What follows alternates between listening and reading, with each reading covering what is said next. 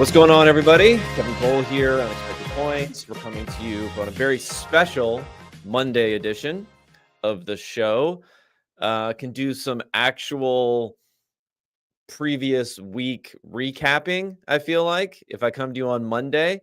The way the NFL news cycle works, once we're more than 24 hours out from the Sunday full slate of games, it's like no one's really paying attention to anything anymore other than a couple of narratives that could stick for the entire week. One of them being Saquon Barkley MVP. That might stick for the entire week, and I'll talk a little bit about Barkley there.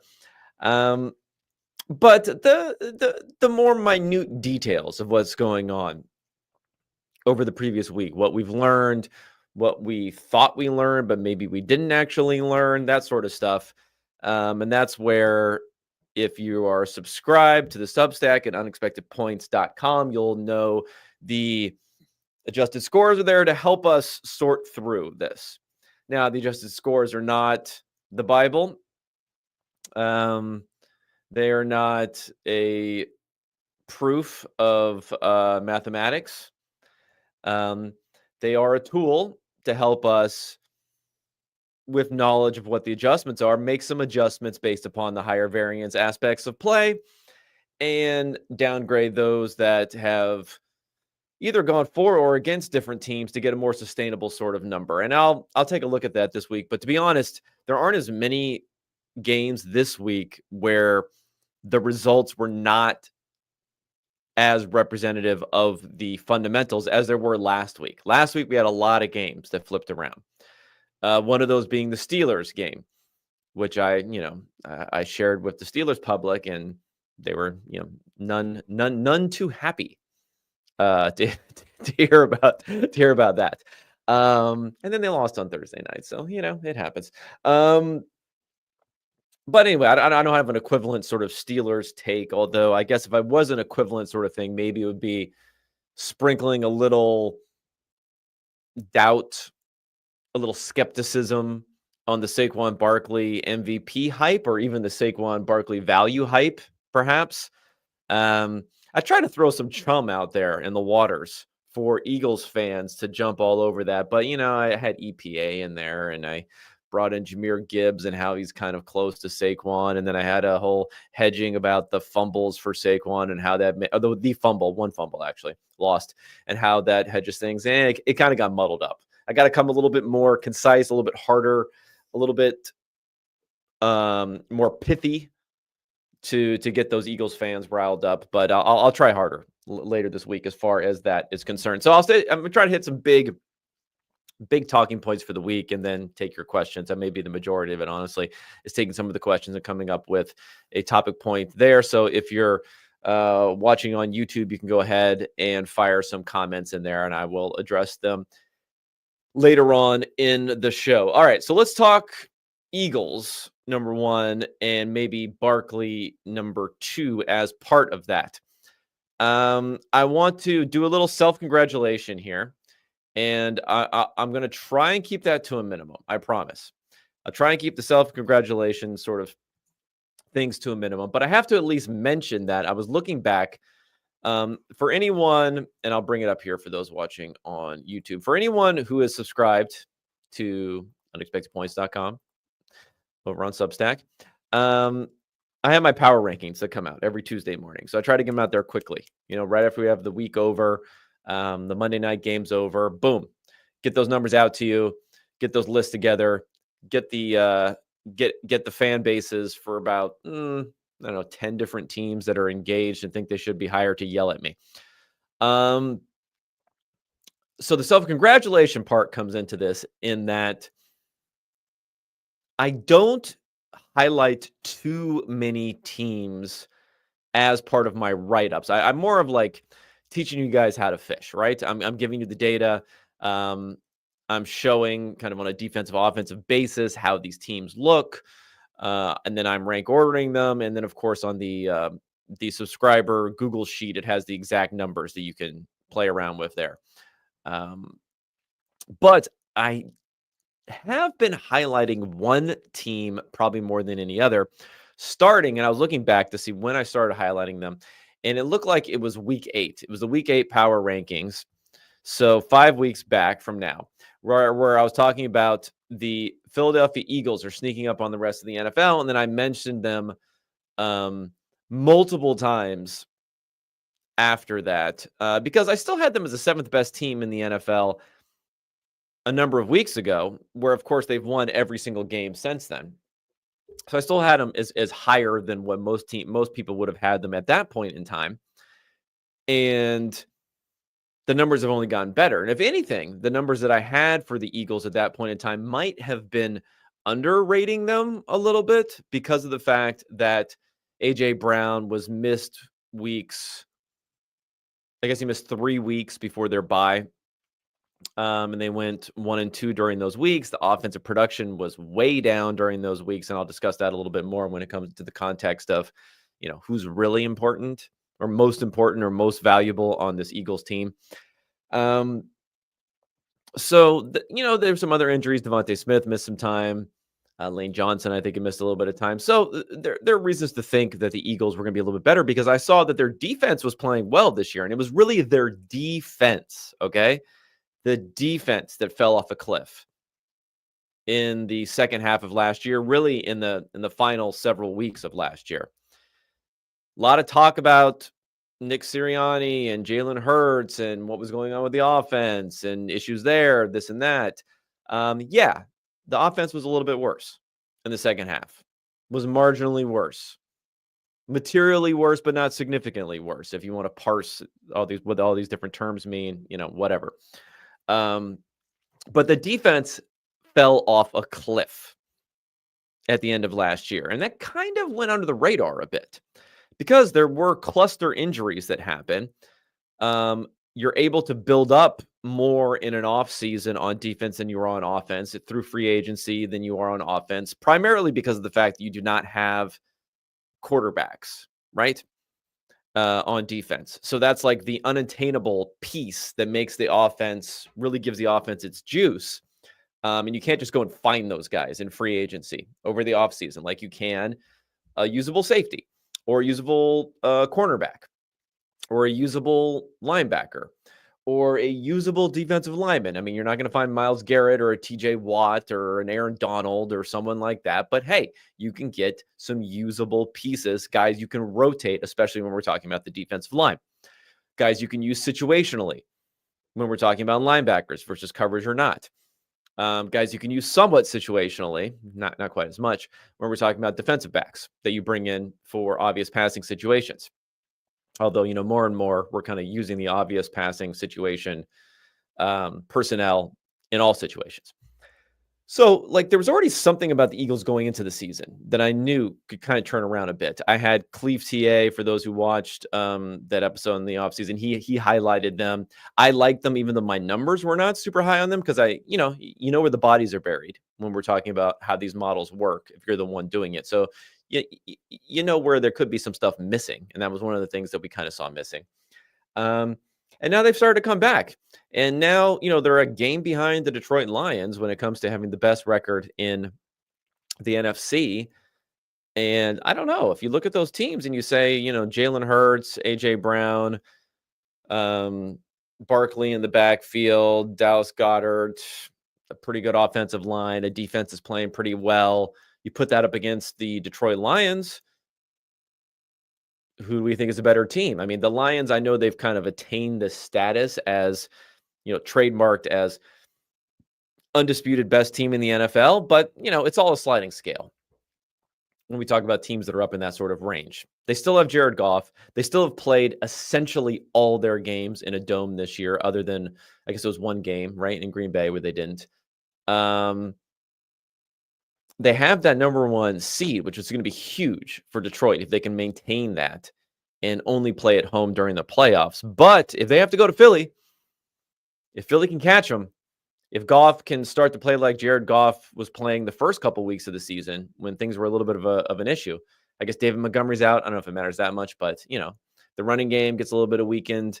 If their defense, which took a huge leap forward this year, and people are talking about Aaron Glenn being a head coaching candidate, which I think is fine. I kind of like Aaron Glenn. I've always liked Aaron Glenn, but he was also the coordinator in the defense that stunk for a couple of years while he was there.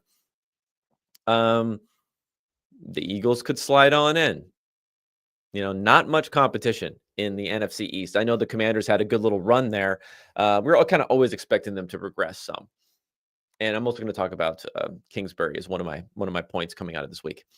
So keep an eye out for the Eagles, I guess I would say, going forward, because in an NFL where there isn't a dominant team on both sides, right? The Ravens have the best offense in the NFL, but their defense is actually not playing well this year.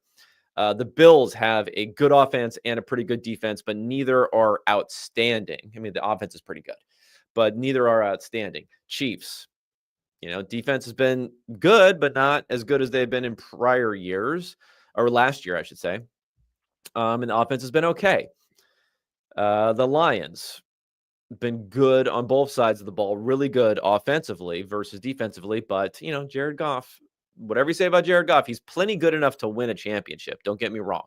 You can win a championship with a Goff-like quarterback, but all things being equal, you'd rather have one of the more established elite guys up there at the top. And no 49ers, right? I should say no 49ers. They can still come back. We'll see what happens with Brock Purdy's injury. But the fact that they're being eliminated and they would be a real contender there. There's no Cowboys to worry about this year as another potentially elite team. You have the Packers, who look pretty good, but I don't know if I'm buying them necessarily at this point in time. A lot of uncertainty. NFC West is kind of just trash. I mean, not trash, but it's uncertain at best across the board. Eagles are looking pretty good. Looking pretty good right now for what they could potentially do going forward. And there's someone to watch when it comes to that. All right, let's talk Barkley, right? 270-plus runs last night. I looked it up in the database. The last time anyone had 270-plus touchdowns in a single game was Maurice Jones-Drew back in 2009. In the entire database that I had, going back to 2000, there's only two players who've done it. Maurice Jones-Drew and Frank Gore, believe it or not. I wouldn't have thought Frank Gore. I mean, Frank Gore had some wheels, but I kind of saw him as being more of a grinder and not quite having the speed necessarily to pull off those top runs. But Frank Gore did it twice in a game, also in 2009. So Barkley had those two huge runs, and because of that, added a ton of EPA. But if you look at the total EPA this year, now I know for running backs, let's face it, if we're looking at MVP or these sorts of discussions, same thing for wide receiver, same thing for any of the positions that are not quarterback. It's going to be a counting stat sort of thing. It's going to be sacks when it comes to a defensive lineman if they ever have a chance. And of course, Lawrence Taylor did win MVP one year. I presume he led the league in sacks that year. If he didn't, I'd be shocked. So there's that. You have Adrian Peterson, 2,000-yard season was the last time that we had a running back win the award. He got them to the playoffs, so there's also a wins component there and the reason I mentioned the wins component, there's also a wins component for quarterback, but, quarterback play and efficiency is going to translate to wins. There's going to be more of a correlation there. One thing's going to cause the other much more than non-quarterback counting stats are going to lead to wins. So you have to have kind of two things that are not extremely highly correlated go together, right? In order to get the non-quarterback to win. You needed to, like the Minnesota had to make the playoffs that year where Peterson got his 2,000 yards. Now, it's not as high of a standard as when a quarterback wins an MVP. I mean, they weren't good enough of a team. What did they have, 10 wins that year? So they weren't that great of a team. So you don't have to reach the you have to at least win the division and probably a little bit better than that. Have it, no worse than the number 2 seed maybe in the conference in order to win MVP as a quarterback. You don't have to reach that level, but you have to have these two things go hand in hand. So Barkley's got the counting stats, right? Derrick Henry may have had the counting stats earlier this year, but we've seen how that has trailed off a bit.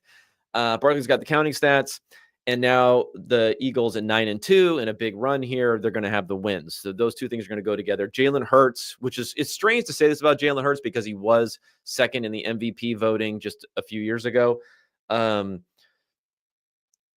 There probably is the ability for voters perception-wise to shift him into more of a function his production is more of a function of the team and those who are surrounding him versus being someone who mitigates the support for Barkley as an MVP sort of pick. I mean, I still don't think it's like that realistic. Wait, let's look at. I mean, before I don't know why I'm even starting this rant without even actually checking to see what the MVP odds are. I mean, I know Allen is still number one. So NFL MVP, Barkley's third. I mean, there's still a pretty big difference between. I mean, Goff is fourth, so that gives you some idea there. Allen is first at plus 150 consensus number according to the Action Network. Jackson 275, Barkley plus 500, Goff 650, and then Mahomes a big drop there to plus 1200. And Hurts all the way down at 2500, so he's much lower than where Barkley is. So there's definitely some buzz there. But how do we measure, right? Let's talk about. We get it. MVP voting is one thing, but why don't we really try to figure out a little bit how valuable running backs are? I know we have a lot of decision-making heuristics when we just say running backs don't matter, being the most simple and oversimplified heuristic to think about when it comes to running backs. And while it's not the case, the even applying it to Barkley, the truth being that, if Saquon Barkley was playing for the Giants this year, we might not be hearing a lot about him. I mean, he had a fantastic rookie year, and he can get these long runs, and that's very important for these running backs, is breaking off these long runs. Not necessarily a sustainable thing to do, but a very important thing to do as far as value is concerned. But even with Barkley himself, you might say, well, whoever's the running back for the Eagles is probably going to have a pretty significant advantage over whoever is the running back for the Giants. But when we look at Barkley this year, by the best measurement of value on a play-by-play basis, not necessarily on a player-by-player basis, but let's at least, get our numbers right. We're talking about EPA. So his expected points added on his runs so far this year, and he's also been good in the passing game. But I'm going to set that aside for a second. On his runs so far this year is 28 expected points added over roughly 225 runs. So that puts him as number one in total expected points added, but it's less than one expected point more than Jahmyr Gibbs this year. And Jahmyr Gibbs has about 150-ish rushing attempts, 155, I think.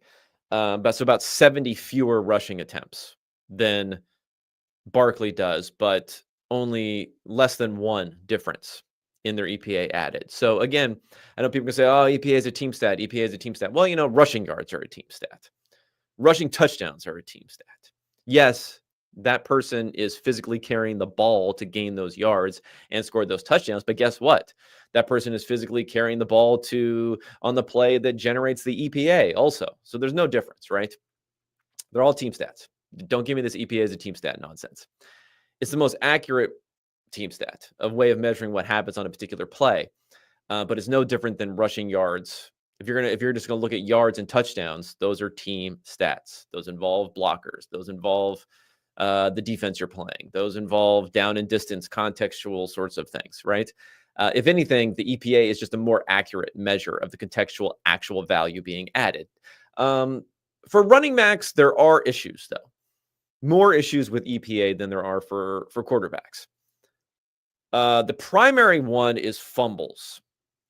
This is a big one for Barkley because he has one fumble lost this year versus Gibbs has 0. And it was also a fumble 6. So I've read from people complaining. They say, oh, it wasn't even really a fumble. It was a bad call. Whatever. I can't get into that too much. But, you fumble, you lose the fumble versus your own teammate recovering it. That's a big difference, right? And it's run back for a touchdown. All of a sudden, that one play is negative 8.5 expected points on that one play. Remember, Barkley's entire season, right? His entire season. So it's an 8.5 on this one play versus when you're looking at someone's entire season for what they've done on all of their rushing attempts in total for Barkley. Let me just pull it up here.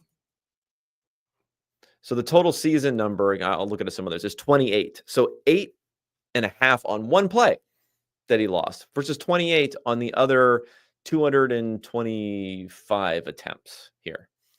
Massively impactful. Now, fumbles are like bad no matter when they happen for running backs because they typically come on high expected points downs. So, in other words, remember, we're talking about expected points added, right? So, over your expectation, how much you're adding on each play. You have first and 10 is a good situation to be in. So, your expected points before the play starts is pretty high. Then, after the play's over, you look at the difference and you get your expected points added. So, normally on these types of plays, and I think Barkley's play was on a first and 10. If you look at the fumble for Kyron Williams last night, which was the second most impactful play by EPA in the game, other than one of the Barkley 70-yard touchdown runs. They're coming on first and 10 a lot of the time, or they're coming on second and medium, or second and long, but they're not coming on third and long, right? They're not like interceptions, which can happen on third and long, where your expectations are low on the play. So when you turn over the ball, and for interceptions, most of the time you're turning over the ball and you are gaining some sort of field position. I know there are pick sixes and other stuff, but whatever. You're normally throwing the ball down the field as opposed to fumbling it right at the line of scrimmage. So these fumbles are really negative. So when you have these really, really negative fumbles and you add them to rushing production by EPA, which is really small versus passing production, has low upside, it has a big difference. So if we lop that back into the play and we say, okay, Barkley was unlucky on this one, let's add it back into EPA, we can boost him up. And he starts to have a significant difference over Jahmyr Gibbs, but not, an overwhelmingly type of difference. Gibbs still higher on a per play basis. And the last adjustment you can make is you could say, well, if each rushing play on average loses a little bit less than 1/10 of a point, then we should be comparing to that, right? So we should say, even if Barkley gets 0 EPA on a run, that's kind of a positive versus running it with someone else. So therefore, we give him a little bit more credit. And if we do that, then the lead starts to expand, and that gives him about another 7 EPA advantage over Jahmyr Gibbs. So if we do all these sorts of things, we start to get Barkley looking like clearly the best rushing player in the NFL, but it's still vastly different than the numbers that we're talking about when it comes to receiving. Or when it comes to quarterbacks for what's happening on those passing plays. It's just a bigger difference. And, splits are not necessarily the best way to view things because in a small sample, they can be issues, things like that. But, just to do it anyway. One thing that I put out there was just looking at AJ Brown versus Barkley, is that the games with AJ Brown this year, the Eagles are 8-0. They're scoring 29.25 points per game, and their EPA per play is 0.14. In the games without AJ Brown, they're 1-2. They're scoring 17.3 points per game, so about 12 points fewer per game. And their EPA per play is basically flat, a little bit over flat, versus adding, 0.14 points per play, expected points per play. They're not adding any when he wasn't there. Is that all because of AJ Brown? No. There's Lane Johnson missed the game, I think, at the same time. Devontae Smith was out. There's all different factors and who they're playing, this and that. But, when we have some of that evidence and we kind of see how having AJ Brown there, I really do think it unlocks a lot in the passing game, which then unlocks the rushing games. Remember, the passing game unlocks the rushing game, not vice versa. It's funny. I've done a lot of work. Maybe I'll put out a study on this eventually, where it's looking at like what are the biggest factors that affect rushing efficiency. I thought it would be running quarterback, but it's actually like how good you are passing the ball is the number one thing. Like having Peyton Manning is going to unlock a rushing game a little bit more than having, Justin Fields or someone like that, a running back rushing game. So we know that, but then we also have our priors, right? We also have what we know going into the situation about how we should interpret what we see on the field with what we know about the truth, what we know about predictive things already established. You have to trade away significant draft capital to get a AJ Brown type receiver. You can get Saquon Barkley in free agency, or Derrick Henry in free agency. You have to pay AJ Brown $30 million a year now with these new wide receiver contracts. Barkley, we're talking about half of that or somewhere in that range. And why is that? Why is that? Well, because the NFL knows, and again, the NFL is, there's kind of like analytics is here for what we know, a step down from that, a small step down, and in some ways not a step down, because the NFL, I think, is ahead of public analytics. They have a lot more data than we do, is the NFL. And then there's just like a chasm down to where the media discusses these things, right? So the NFL has been ahead of the curve on the running backs not mattering as much for a long time. So they know that. So, I think there's an argument that if you wanted to make it, that Saquon Barkley, based upon exactly what he has done with these huge rushes that he's had, has been as valuable as any other non-quarterback, not quarterback. We're not getting to the quarterback discussion. Non-quarterback in the NFL so far this year. I would still lean against it and look for different receivers where that potentially could be the case. They need to get a lot more love than what we've seen, I think, especially what Tyreek Hill has been on this insane trajectory over the last several years for how much value that he's added for a non-quarterback. I would still lean there. But we also know going into it, and how we should interpret the evidence that we're getting, is that we know that wide receivers, if we just look from today going forward, if we're going to say who's going to add more value the rest of the season for the Eagles, it would be insanity to say that I think Saquon Barkley is more valuable than AJ Brown. I would rather, if there was an injury to one of them, a season-ending injury to one of them, obviously I don't want to see this because, throw that caveat out there. If there was going to be a season-ending injury to one of them, for the Eagles, it would be less negative that happened to Barkley than if it happened to AJ Brown. I think that's a obvious statement, totally obvious statement. So then it makes you have to think a little bit about the value proposition when we talk about Barkley and MVP and all that sort of stuff. Okay, a couple other topics that I want to discuss before I start to get into some of your questions here. I didn't really talk about Daniel Jones last week. If you want the comprehensive Daniel Jones commentary, I would say go check out the work from Jason over at Over the Cap, Jason Fitzgerald. I haven't listened to the whole podcast yet. Apologies, Jason. You got some long ones that come out on the weekend. But he does a pretty good job wrapping up the thoughts on Jones, the contract, some different options that they had, things of that nature. The decision that was made before, I think we're largely aligned. He's probably a little bit harsher, and maybe I found myself in this position now where I'm not quite as cold-blooded as some analytical people when it comes to making these sorts of decisions. I mean, I think the Giants, if you want to give them any credit, they're cutting after what would have been 2 years, right? I thought that the biggest risk in this contract was that they were going to extend him, play okay, and then use his big contract as their best lever to juice extra cap space in 2024, and then extend him even further, and then becoming more of an issue. So that didn't happen. I mean, but it didn't happen because he got injured, and they stink. So they got injured last year, and they stink this year. So not the greatest reason for it not happening.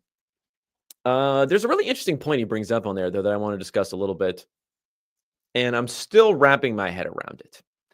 And the thought was, he said that he had a discussion. Jason, I'm talking about Jason Fitzgerald here. Said he had a discussion with some NFL people about the fact that maybe the Giants should, after 3 unproductive years for Daniel Jones, should have exercised the 5th-year option, because then after a good 4th year, which we ended up seeing happening, it would have given them some additional leverage and bargaining room with only a $20-something million contract there in the 5th year, instead of having to exercise the franchise tag, which would have been 30-something million. I don't think I agree, but it's an interesting thought of preemptively taking these and saying, and this is more of the argument, which again made me think a little bit, is to say, well, you know what? Exercise the 5th-year option, take a lot of the each offseason talk off the table a little bit. If he doesn't play well in his 4th year, well, you keep him for the 5th year. He's your backup.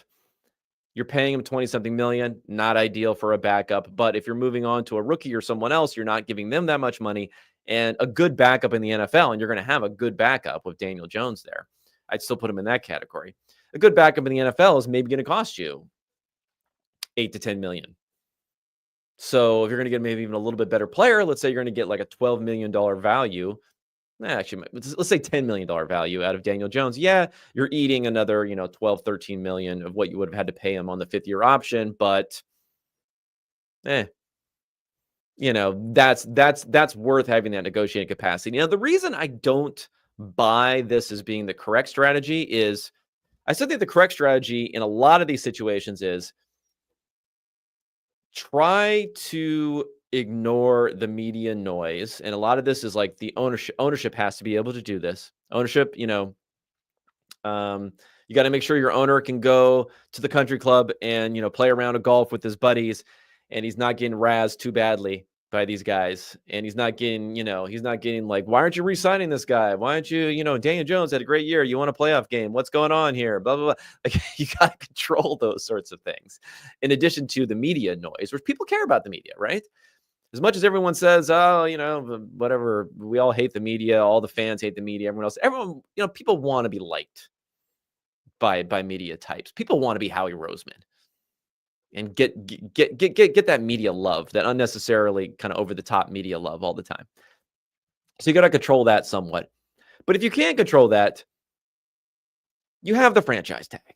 I know it's 10 million-ish more than that 5th-year option. Use the franchise tag. Be okay with the offseason noise. Is it possible the person won't show up to camp and all that stuff? Sure. Is it possible they won't play the entire season? They'll just hold out? Probably not. Sure, Le'Veon Bell did it. He was delusional, obviously. Aaron Donald, I think, has sat out large portions of seasons where his contract was where he wanted to renegotiate. Hey, that's Aaron Donald. Potentially one of the best defensive players of all time. Daniel Jones, I get it. He's a quarterback, but he's Daniel Jones, right? He's not Aaron Donald. Daniel Jones is going to show up. He's going to work. There's going to be more news stories about it, all that sort of stuff. But you got to limit your exposure to giving him what essentially ends up being 40-something million a year over the last 2 years, where you could have just franchised him at 30-something million. He would have gotten injured, not looked good, gotten injured. You could have signed him to a very, very discounted deal after that, or you could have let him go after that. Just not worth it. I mean, what are you saving on? You're saving by extending him then rather than franchise tagging him, even if he plays well, let's say what would have been his 5th year, instead of getting injured like he did last year.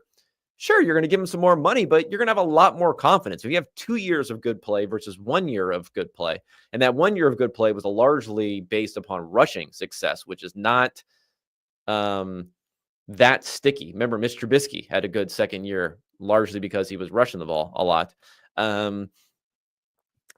It's worth it. It's worth it. You just have to be able to block out the noise. Not enough of these teams do that. Not enough of these teams are willing to use the franchise tag and use it on the players they need to use it on. Not Saquon Barkley. You don't need it for Saquon Barkley. You didn't need it for Barkley anyway. But you didn't need to make a deal with Jones in order to keep that franchise option available to maybe use on Saquon. It's silly. He's a running back. Okay. So that's what I would say to teams. But blocking out the noise is very, very difficult for teams to do during the offseason, because, sometimes you're going to be wrong and sometimes the media noise is going to end up fulfilling itself, and then it's going to feel bad. You're going to have uncomfortableness during the offseason. But if you have a committee of people who know they're making the right decision, it can make it a little bit easier to do that. So that's what I would say on the Daniel Jones situation. For what happened this year, I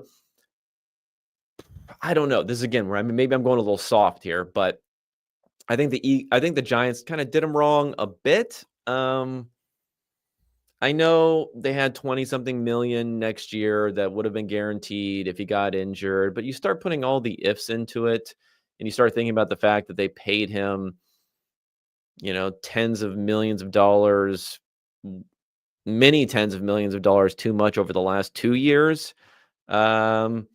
I don't know if I let him play it out, but I did think it was interesting the commentary coming from some players there in the locker room where they, they're like, he shows up every day, he works hard, he never complains.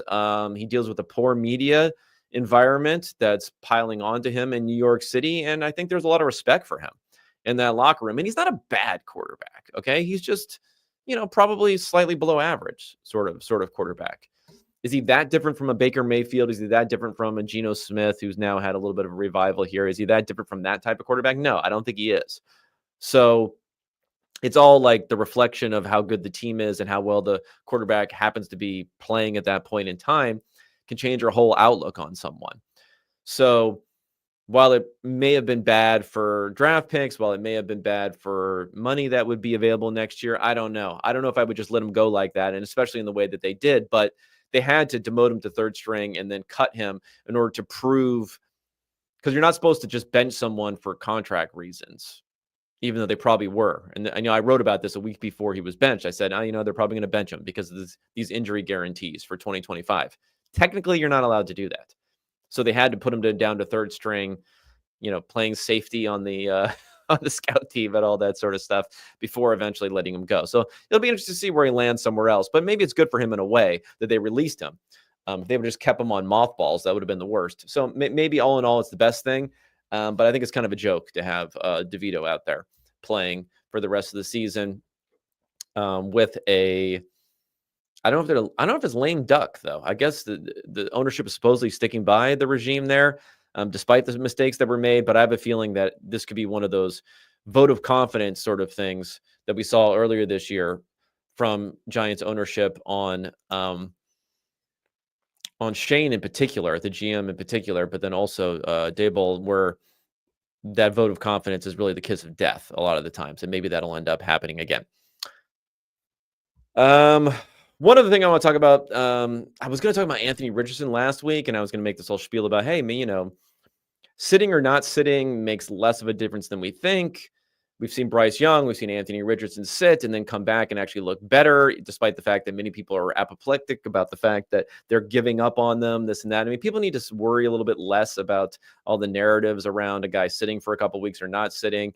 If teams go back and forth, why shouldn't they? Sometimes when it comes to the quarterback, the best guy should be playing. I think that's important. The guy you think is going to win should be playing. All these people turning from saying, Anthony Richardson wasn't their best chance of winning, but then flipping all the way back. And then, last week he goes 11 for 28.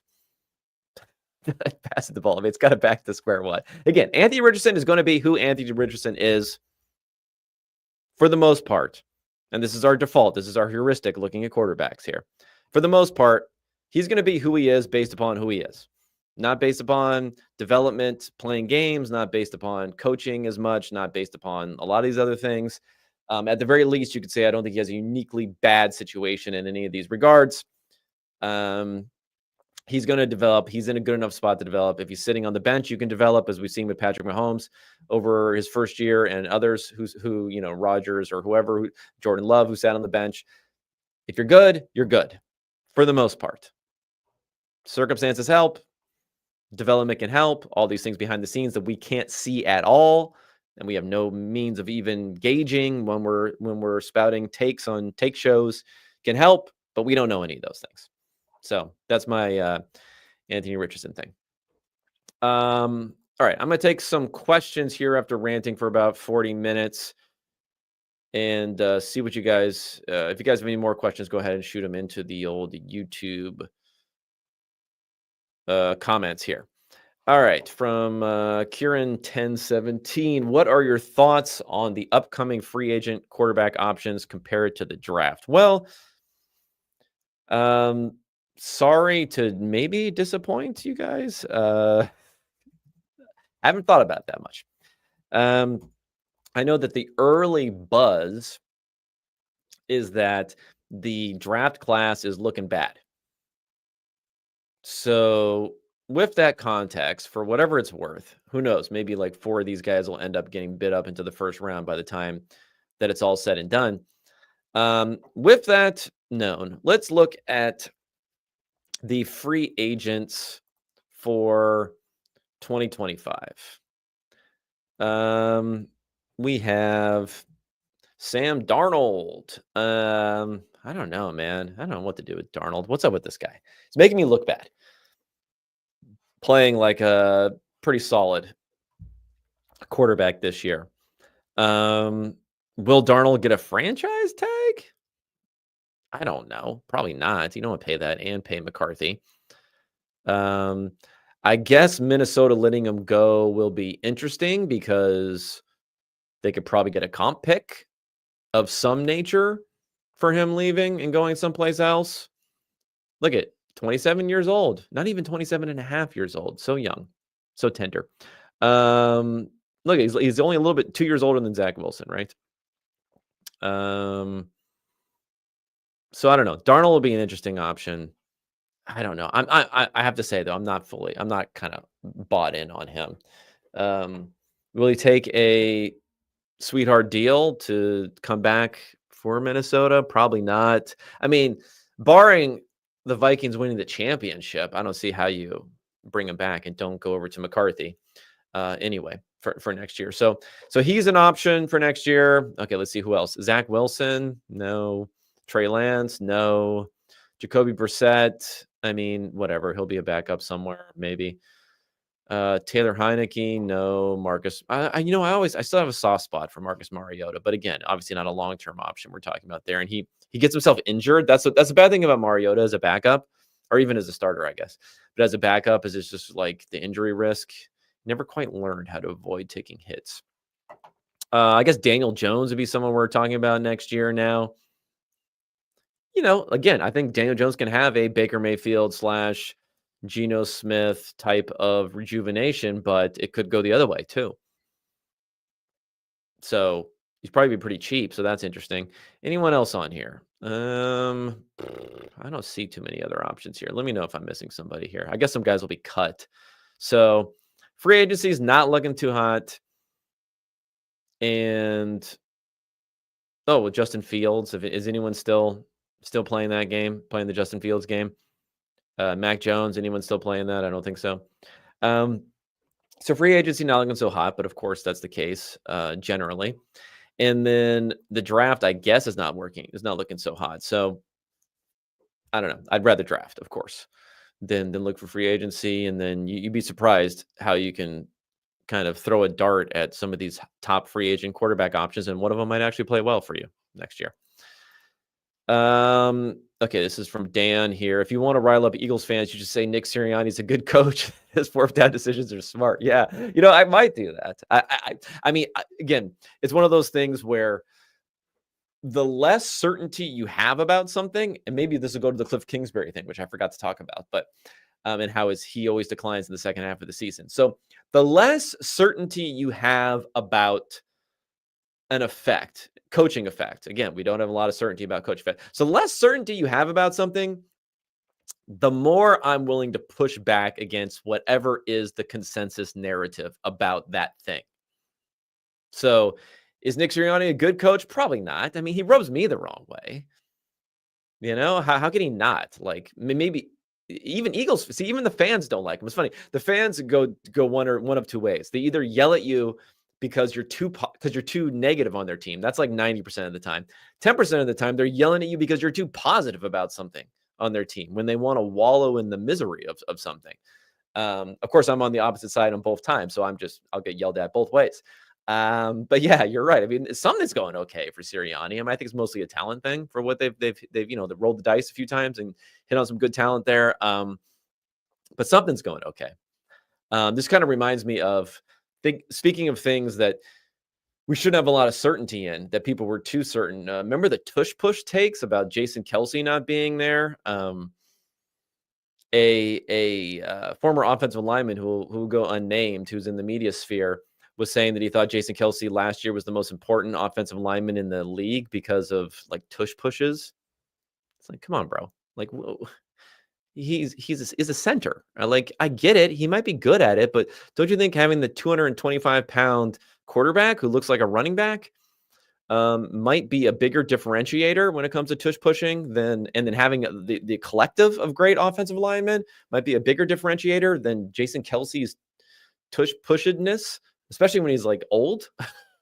Anyway, So yeah, I'm gonna Sirianni for head coach of the year. How about that? Oh, if they go on a run here, imagine if they get the number one seed and not Dan Campbell. Everyone loves Dan Campbell, and then everyone hates Nick Sirianni, right? And he has a better record, and then they'll have to figure that whole thing out. That'll be fun. Let me see. A good green dot who can, this is from James here, a good green dot who can communicate well on the field has some pretty high value. I assume you're talking about green dot on the helmet for a defensive player. So that's the value defensively. Yeah, maybe. I think I probably mentioned this before, but Brian Burke, the Godfather, on the Mount Rushmore of football analytics, one of my favorite guys. He's gotten attacked by the crowd a few times, but I always back Burke. He found something in like defensive coordinator having some good signal there, like a quarterback-ish for the defense when that person leaves as to what will happen for the defense. So it's not the player with the dot, but it's, the information that's going into the player with the dot. So maybe those two things together will be interesting to test, right? Another one from James here. Should a team actually look to add him to the roster as a better backup option? Sure, definitely for Daniel Jones, like 100%. You're paying him the league minimum, right? There should be there's not a bidding war. This is the beauty of it. There's no bidding war. It's just like a whatever team, but a lot of teams should be throwing their hat in there. And the good thing about Jones is that rushing ability, right? That's a floor. You don't have to worry about him getting injured necessarily as much as a backup, right? So if you bring him in, you could say, you know what, we're going to roll the dice and we're going to run this guy a decent amount too. And if he gets injured, hey, well, we're kind of screwed anyway because we're in a backup situation. But if he doesn't, we could go on a nice run here. I mean, could Daniel Jones have a Nick Foles run to the Super Bowl? Hell yeah, he could. So I would definitely be bringing him in. Dr. Tough Guy here, Q&A. Since 2020, Pittsburgh has a 57% cover percentage, third best, but they are only plus 11 in point differential, 14th best. Thoughts on signal versus noise in both metrics? I mean, there's obviously a lot more signal in point differential than there is in cover percentage because, like, the cover percentage is going to look at the pregame perceptions on how good the team is. So beating your perceptions is one thing, like being good is another thing. It's an interesting number that you say since 2020 because I was looking at how often the Steelers outperform by actual score versus adjusted score, because they've done that this year, and whether it was a Tomlin sort of thing. So I look back through 2007 when he first started until now, the Steelers are pretty much exactly in line. Adjusted score, what would be their win percentage by adjusted scores, and what would be their win percentage by actual scores? Over the last 2 years, they're 5 games over. So they have 5 games better by actual than adjusted. So it's really a recent phenomenon, even if you go back to 2020. So I guess that would be what? A 5-year time span or 4.5 year time span. It's about the same. So it's really these last couple of years that they've been overperforming. So I think it's hard to pin it on the coach. It's probably more noise. And I would say the cover percentage is going to be, it's explanatory, right? Like the Patriots had a great cover percentage over all these years because they outperformed all these years. So explanatory, they were a very, very good team.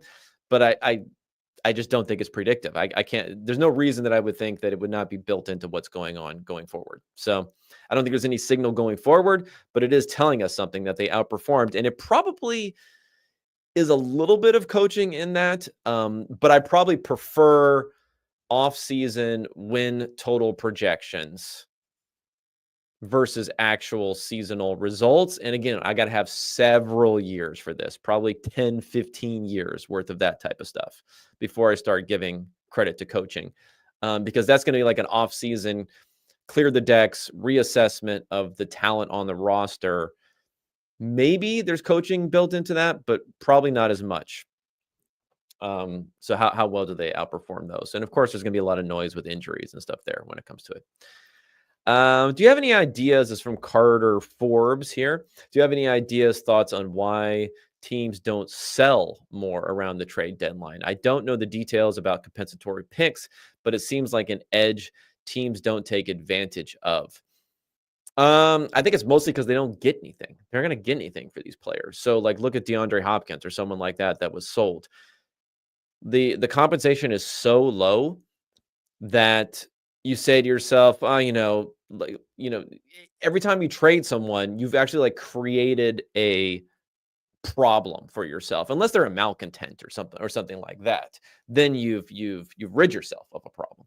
But in most of the times, if they're a player who goes out there, is filling a spot, is doing everything else, so you're going to trade them away for a fifth round pick swap, and then you're going to have a spot to fill, and you still got all these other players on the roster. You're kind of giving them one more reason to potentially quit on the team, all this sorts of stuff. Yeah, I guess I just don't see it. Now, maybe there should be more flipping around of higher level players who would require higher draft compensation, but that's going to come in conjunction with bigger dead money. The way these contracts are structured in the NFL, they're big dead money charges because of how the can kicking that goes on with these bonuses and other things. So maybe we'll see it happen a bit more.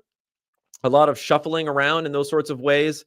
I would probably be more comfortable with it than a coach would be, because I'd say, oh, we can get some young guys in the game now, get some looks at some other players, but you're really ratcheting up the likelihood of a complete disaster happening, right? If you're saying we're going to trade away this veteran and we're going to bring in this unproven player, maybe there's and I would say, well, I want that because I want to see if that like 10% chance that they're a star comes through. Well, the problem is they might have like a 50, 60% chance they're a total bust, whereas that veteran player would have been, 10, 20%. They're going to be a bust the rest of the season. So you're ratcheting up the chaos, and coaches do not like chaos, right? One of the reasons why coaches like to traditionally in the past like to run the ball and stop the run, because those are more steady things, right? Chaos. We don't like chaos. We have them execute perfectly, and we'll never lose a game sort of situation. That's executing perfectly is no chaos. So, I'm a chaos agent, but then again, I don't own a team, and again, I'm not one of these owners that has to get yelled at in the media all day long and called an idiot all the time, and have to with friends and whatnot. What else we got here? Supposedly, this is from One Man's Odyssey. Supposedly, not starting Locke this week was because he gets a bonus if he plays more than 40% of snaps. Now, again, technically, this is against the rules. I was going to say illegal, but I don't know what that means in the context of the NFL. Technically, this is against the rules. You're not allowed to do that. Not play someone for that purpose. Now, it's Drew Lock. It's not, Patrick Mahomes, so they'll get away with it. But I don't know if they're really being that cheap. I just think they might actually see DeVito as someone who gets the fans a little bit excited. They can, sell some cutlets or something. I don't know what's going on here. Rad Milk again from last week also. Could other possibilities for quarterbacks needing a home include Will Levis and Bryce Young too? Well, I think Levis might stick, I guess, as at least a backup. And I think the same would be for Young. I think both of those teams should be looking for another quarterback and then keeping those guys as backups probably. But it's some possibility. Oh, here we go. Does Kingsbury's decline midway through the season? I thought it was a COD. Normally comes out in mid-November, and that was after Kyler is worthless. Something of decline. What's COD? Help me out, One Man's Odyssey. Okay, so let's talk about Kingsbury for a second. So I'm going to bring up the what sparked me discussing this earlier in the day was Neil Greenberg of the Washington Post. Sorry, I'm taking so long here. Of the Washington Post, who I like. Good guy. I think it might be Unexpected Point subscriber. So if you're in the house, props. Brought up the Kingsbury decline of offenses in the NFL. So it shows that, 2020, 2021, 2022, and 2024, and we're seeing it decline so far this year, that there have been pretty significant declines. Now, it doesn't have, it shows that it's 0 EPA, where 0 EPA is. So I'll describe this for you guys, that it looks like in the positive in 2020, 2021, and 2024. And then it declines basically down to 0 in 2021. It goes negative in 2020, kind of starts off bad and then gets really bad in 2022, which I think is when Kyler was out at the end of the season. And then 2024 started off really strong. Remember, the Commanders' best offense in the NFL, and then it fell down a bit. It's falling as in the most recent week. So his tweet on here is Cliff Kingsbury's offenses do get worse as the NFL season wears on, at least according to expected points added. However, the Commanders' offense was historically efficient, so a downtick was inevitable. What happens next will tell us a lot. I don't know if it'll tell us a lot. Maybe I don't know that, but I agree that we shouldn't be too confident in this. Now, many people have pointed out the fact that this happened at Texas Tech also, that the offenses were really good and then got worse. The problem with that is like you're potentially conflating that with the fact that schedules get a lot harder for these teams, these college teams, early season versus late in the season. Another thing is weather gets worse early in the season versus late in the season. Another thing is injuries happen more later in the have taken effect later in the season versus early in the season. In fact, I shared something when talking about this that showed that the overall offenses in the NFL go from positive EPA the first half of the season to negative EPA the second half of the season. So I'm sure the delta is higher for a Cliff Kingsbury offense than it is for others. But that's also something we have to take into account. We can't just say, oh, look at Cliff Kingsbury's offenses get worse every year. Well, guess what? Like, our default assumption should be for any offense to get worse as the year goes on, because that's what offenses do. Weather gets worse. Defenses catch up to offensive innovation. The second time you play a team in particular, so you have a lot of, like, if you look at rematches, teams are always closer. It's on average, not always. It's on average closer, right? The point differentials get lower on rematches as teams adjustments are figured out a bit there. So you're having these like divisional rematches in the second half of the season that you weren't having. You're having the first games in the first half of the season. And injuries, as I mentioned before. So all these things are happening. So those are kind of like built in. So it's like, how much is Cliff Kingsbury doing above that, right? And the other thing I would say when it comes to these things that we can't directly measure, right? If you're going to say, well, Kingsbury's offenses have gone down 4 out of 4 years in the NFL, and they've also gone down another handful of years in college, so therefore he's definitely going to get worse. It's just not that much of a sample for this particular person. We're going to be very, very confident because we love these narratives, man. We love these narratives when it comes to coaching. And in some ways, because we can't directly measure them, we love them even more. We're even super duper confident because there's less evidence to contradict what we believe, right? Like, we don't have any evidence that Cliff Kingsbury's offenses could get better in the second half of the season because we just don't have a lot of evidence, period. So that helps reinforce and make it even stronger our feelings on it. The problem is, what you have to be able to do is you have to have a hypothesis for why it is other than it's Cliff Kingsbury. Okay. And I'm sure people do have hypotheses when it comes to this. They probably say, oh, it's the no huddle. It's the spread. It's the blah, blah, blah, whatever. I don't even know what it is. But if you have those theories, then what you have to do is how you gain confidence, how you try to get your head around it a little bit, other than just saying Cliff Kingsbury equals bad second half, is you say, okay, well, let's look at other offenses who also have these characteristics. And I know people have said, well, Chip Kelly is similar, so Chip Kelly's numbers have gone down. Yeah, but you could probably say Andy Reid is similar, and his numbers don't go down. So you don't just look backwards and like just only include the guys whose offenses have stunk in the second half of the season in this equation. And then if you can start to find that these attributes that are in other offenses too, those other offenses also underperform relative to the NFL generally, which again declines in performance over time as the season progresses, then you can start to get something around it. Now, at the very end of this, it might end up proving that there are all these aspects of Cliff Kingsbury offenses which are associated more generally with the decline during the season, and it could all be true. I'm just saying, I don't know at this point. I don't know because I haven't done the research. And I don't know if I even have the domain knowledge to really be able to figure these things out. But you're also going to have like smart domain knowledge and being able to parse, the storylines versus what's actually happening.